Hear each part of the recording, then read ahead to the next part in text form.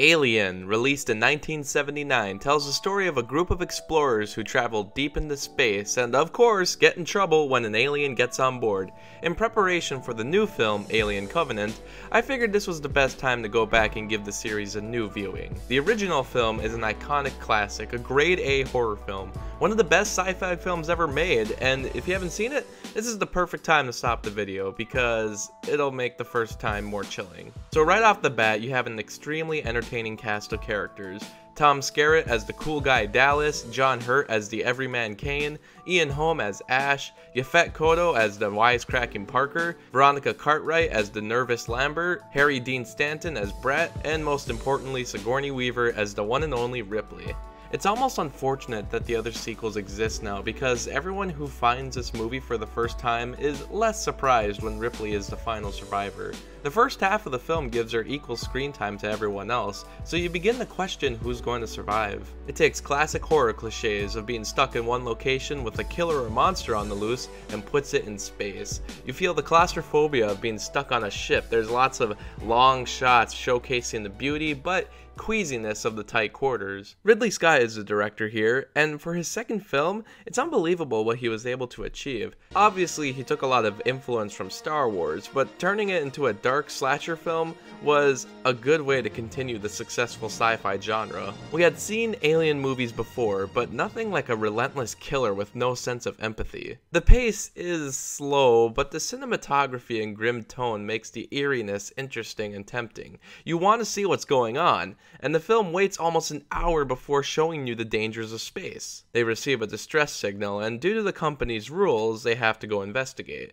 While down there, they find the fossilized space jockey and millions of eggs, which were laid by, well, we don't know. When one of them hatches, a facehugger latches on to Kane's head. Back on the ship, it eventually lets go, and while it seems like he's fine, boom! Chestburster kills him. It's one intense scene played with no music, and you see the shocked crew who a couple minutes ago were having a good time. This is the first instance of blood in the film, and it contrasts well with the grays and whites of the clothing and set. However, this might be a case where the spoof is even better. Hello, my baby.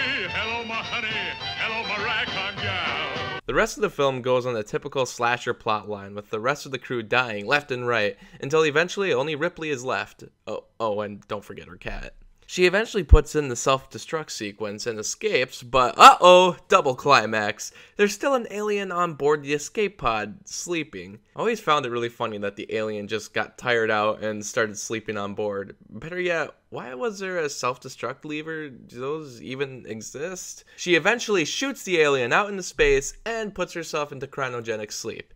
That's how the movie ends. No rescue, no making it to Earth, just a small bit of hope that she'll be found. They didn't know at the time that a sequel would be coming 7 years later, and if this was the only film in the series, so much would be left to interpretation. Like, what was that fossilized alien? Why did the xenomorphs need humans to evolve, and what did they do before encountering the humans? That's what I love about this movie. You sense a rich history, but you don't get everything explained right away. Lots is left to be told later. The only thing I don't think I like about this movie is the character Ash. I know he works for the company and they've been trying to get an alien home on the ship, and he turns out to be an android, but it just comes so left field. I don't mind that he's a robot, but when he starts attacking Ripley, and honestly, the entire premise of these movies is that the Weyland Corporation is always willing to kill so many people just to get an alien back home for research purposes, most likely for weapons. But would that really work? Would someone truly go to those lengths just to bring home an alien, a dangerous creature that would just probably kill everyone on Earth anyway? I don't think I buy it, but luckily it is never the main focus of the movies. It's interesting that an android is in this movie because 3 years later, Ridley Scott would go and make Blade Runner, his ultimate masterpiece, which is about the ethical nature of android life. I wonder if these are set in the same universe. You know, that alien is really terrifying. This is one of the best designs in history. Who would have ever thought to put in a tongue that has its own mouth? It's freaky stuff. This is what a true nightmare is. To wrap up, I highly recommend this film. Make sure your friends see it no matter what kind of movie watcher they are. This is a suspenseful science fiction tale with characters that are stereotypes, but relatable and evolved, and a cool monster with a mysterious mythology. It gets you excited for the possibilities of a sequel, and eventually, that's exactly what they did. Let it go!